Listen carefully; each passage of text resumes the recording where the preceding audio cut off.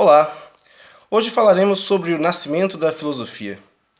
Ora, a filosofia ela começa questionando-se acerca de um problema fundamental para a história da humanidade. Um problema que ainda hoje permanece enquanto uma pergunta não respondida de forma plena, de forma indubitável, de modo que a resposta que tenha sido encontrada seja válida para todas as pessoas de modo universal, né? Então até hoje a gente não tem uma resposta para a pergunta que dá início à filosofia.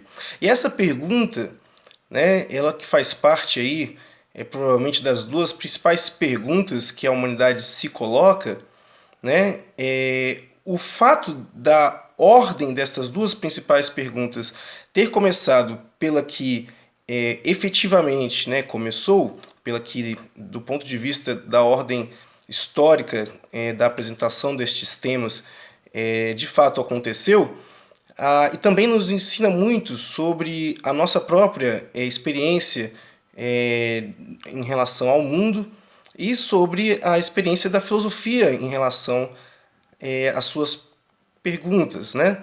Aos seus questionamentos. E o quanto que estes questionamentos estão relacionados uns com os outros e como que uma coisa traz a outra, né? Então, sem mais delongas, vamos direto à seguinte questão. Por onde começa, né? O que traz a necessidade da filosofia? Ora, a filosofia ela vai começar com uma pergunta que, no entanto, é anterior à própria filosofia. Certo? A filosofia ela irá começar, como eu disse, como uma das duas principais perguntas que afligem o espírito humano. E esta pergunta será a pergunta pela origem. O problema da origem. O problema da origem ele é um problema acerca de onde vieram as coisas, de onde veio aquilo que conhecemos, aquilo que experimentamos no nosso dia a dia. E aí, esta origem dessas coisas são inúmeras, né?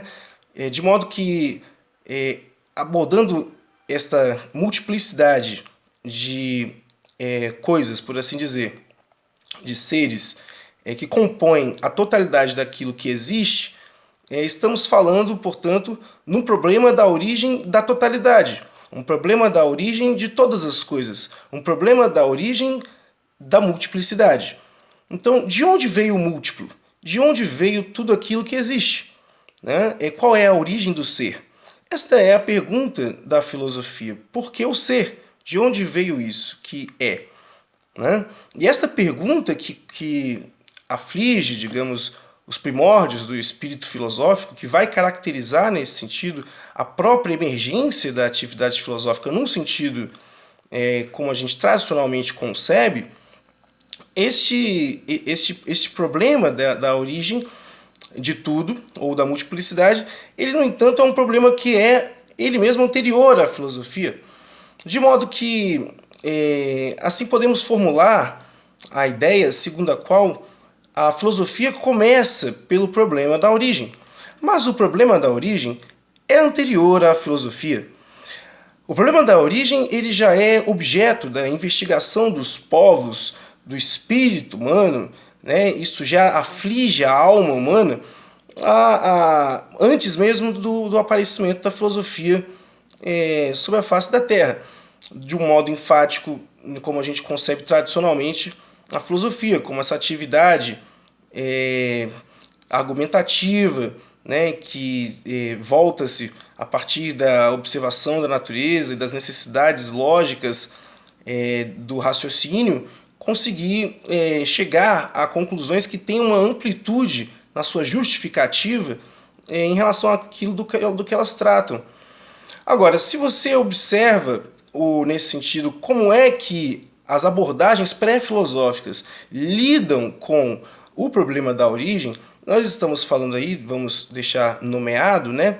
Tratam-se sobretudo de abordagens cujo modo de explicação é um modo mitológico, né? Então As mitologias, no que elas tentam resolver o problema da origem, a origem do mundo, a origem dos seres, a origem dos fenômenos da natureza, a origem de toda a multiplicidade que constitui o universo, né?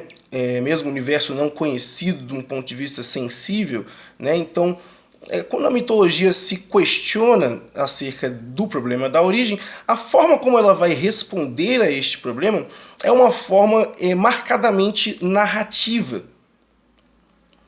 Né? Narrativa no sentido de que o modo como a linguagem se articula na tentativa de dar uma explicação que seja válida para aqueles que a compartilham, né, como forma de orientação prática em relação ao mundo, né, ou seja, como uma forma de conhecimento, né, a forma como o conhecimento mitológico ele articula sua explicação, é uma explicação muitas vezes muito simbólica, né, que recorre a elementos aí muito imagéticos, né, que tem a ver muitas vezes com não apenas uma explicação, digamos assim, lógica, necessariamente explicitamente lógica das coisas, mas uma explicação que tem a ver com uma história que é contada e que tem uma série de acontecimentos, né, nesse sentido de personagens,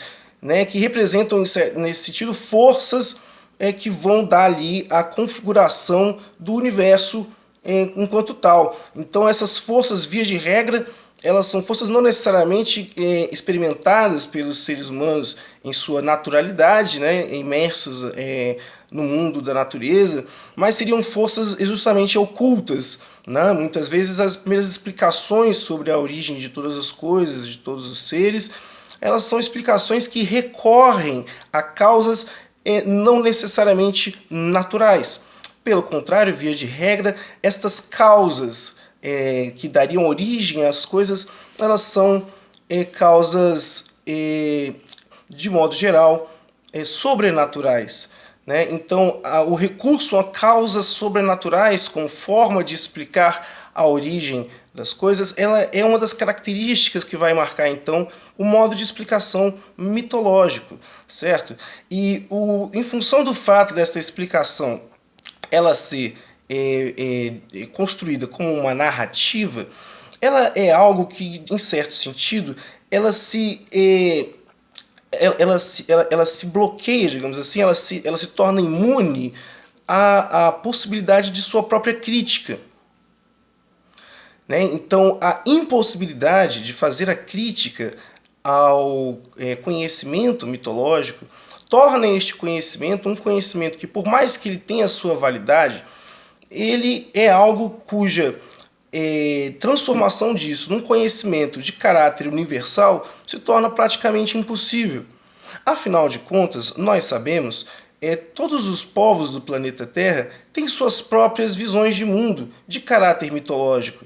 Porque a mitologia ela é constituída a partir do fundo histórico dos povos.